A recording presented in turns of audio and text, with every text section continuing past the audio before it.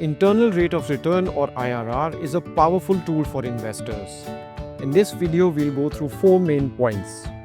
Understand 2 different ways of looking at IRR, which essentially mean the same thing. How to calculate IRR in Excel. How to use IRR to make an investment decision. And where does IRR fall short? That is, the limitations of this concept. IRR is the annual growth rate an investment is expected to generate or has generated. Let's put numbers to it. I invest 100 today and after 1 year I get 10 on top of my initial investment. Now that's a 10% return and is the IRR for this investment.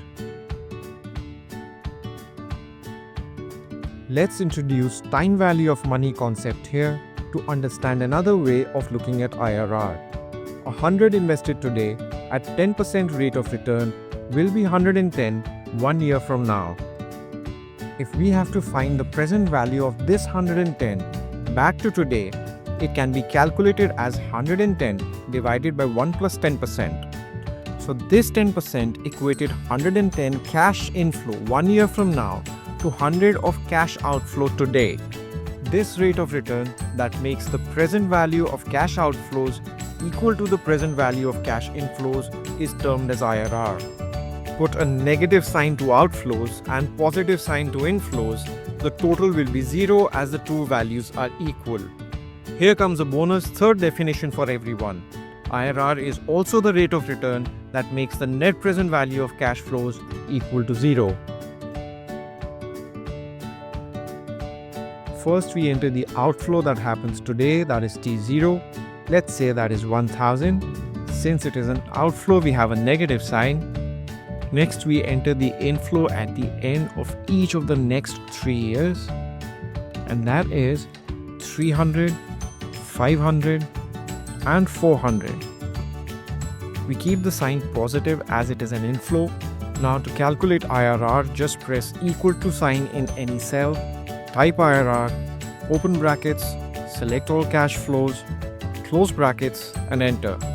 There you go, we have our IRR. In this case, it is 9%. Let's say I borrowed money in our Excel example at 5% from the bank and IRR for this project is 9%. I am making more than I am paying the bank. Seems like a profitable project to me.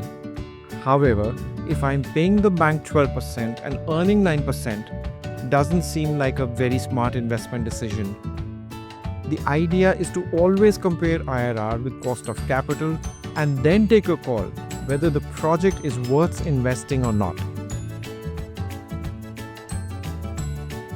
Both the examples discussed in this video had just one outflow at the beginning of the project and only inflows later on. If there are outflows between inflows during the life of the project, then the mathematical formula for IRR gives multiple values and is useless. Try this out in Excel. The IRR formula assumes that each cash flow generates the same return every year, which may not be the case. So IRR is not perfect, but it is still used to evaluate projects in conjunction with other methods. Hope you learned something new today. Post your questions in the comment section below.